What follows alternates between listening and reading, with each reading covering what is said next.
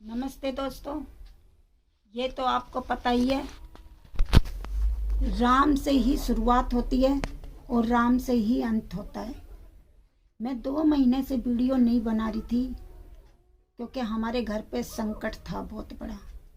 जैसे कि आप जानते हो, मैंने अपनी मम्मी का ब्लॉग बनाया था 2023 में और नई साल पे केक कटवाया था। आपको ये जान के बहुत दुख होगा, मेरी मम्मी 2024 में 1 तारीख को देहांत हो गया था।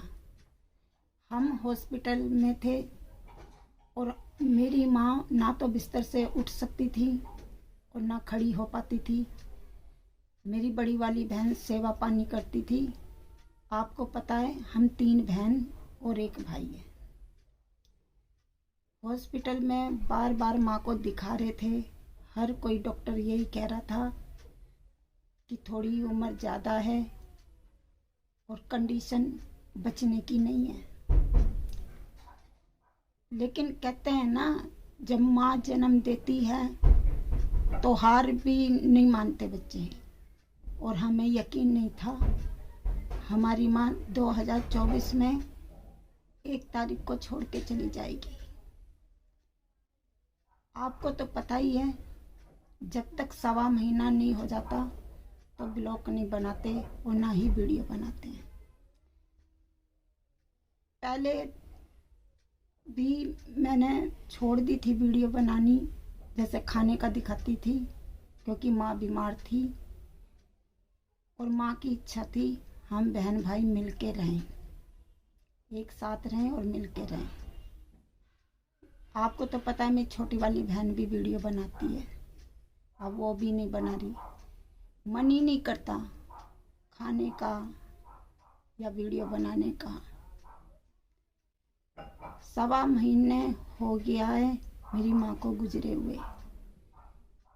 ऐसा सदमा लगा पूरे घर को, और ज़्यादातर हम चारों बहन भाई को। आपको पता है, रिश्तेदार किसी का नहीं होता, सिर्फ फॉर्मेलिटी करता है, तीजे तक बैठता है या कन्या तक।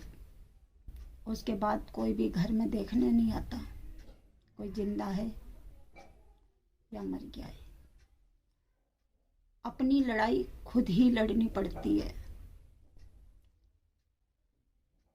जब भी उस कमरे में जाते हैं हम, जिस कमरे में माँ सोती थी, बैठती थी, उठती थी, एकदम से देख के रोना आ जाता है, क्योंकि जवानी अच्छी जाती है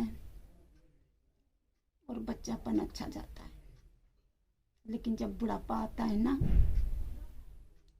नहीं लड़ सकते, ये सत्य है। भगवान राम ने भी बोला है, मृत्यु के बाद उसको कोई नहीं टाल सकता मृत्यु को। जब माँ बीमार थी और 15 दिसंबर की बात है, 15 दिसंबर को माँ अचानक ही रोने लगती थी। मेरे टांग में दर्द है, मेरे हाथ में दर्द है, या मेरी फोल्डिंग के सामने 2 जने खड़े हैं, और डर लगता था माँ को। इसलिए हम चारों बहन भाई माँ के पास बैठ जाते थे। पूरी पूरी रात माँ नहीं सोती थी, पर हमें ये नहीं पता था कि ये ऊपर वाले का बुलावा है। सोचा बहुत कुछ था, जैसे कि 2023 में ब्लॉग बनाए, अपनी माँ से केक कटाएं, किस्मत को मंजूर नहीं था। 31 तारीख की रात को हम हॉस्पिटल लेके गए, सफदरजंग। सारे डॉक्टर,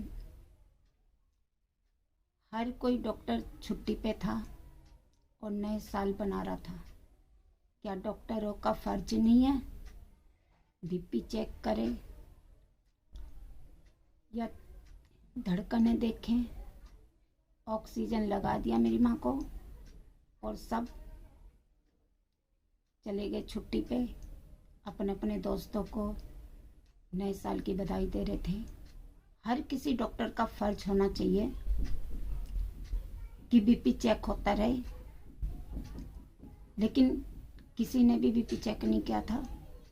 और जब सुबह 6 बजे संडे को चेक किया तो बीपी गिर गया था मम्मी का। एक तो कमज़ोर थी, झेल नहीं पाई, और हम शायद समझ नहीं पाए। कहते हैं ना, राम ही सत्य है, और राम के साथ ही विदा होके चले जाते हैं। अभी भी बहुत दुख है, और शायद सारी उम्र रहेगा हम चारों बहन भाइयों को। लेकिन सच ये भी है, ये कलयुग है। हर कोई रिश्तेदार अपने बारे में सोचता है, बातें बना के चला जाता है, टोंट मार के चला जाता है। लेकिन कहते हैं ना, सम्मान सबसे बड़ी चीज है। कभी किसी के आगे हाथ मत फैलाओ। यही शब्द मेरी माँ के थे, आखिरी शब्द। चाहे कुछ भी हो जाए, किसी के आगे हाथ नहीं फैलाना, मेहनत करना, और चारों बहन भाई मिल के रहना। मैं चाहती थी कि आपके साथ कुछ अपनी माँ की बातें याद की जाए, इसीलिए मैंने ये छोटी सी वीडियो बना के आपके सामने रख रही हूँ। अगर मुझसे कोई गलती हुई है, हाथ जोड़ के माफ़ी चाहती हूँ। यही कारण था, मैं वीडियो या ब्लॉग नहीं बना रही थी, या खाने की वीडियो नहीं बना रही थी, क्योंकि सब कुछ मिल जाता है इंसान को, सब कुछ मिल जाता है, पैसा, धन दौलत, सब कुछ। एक माँ नहीं मिलती।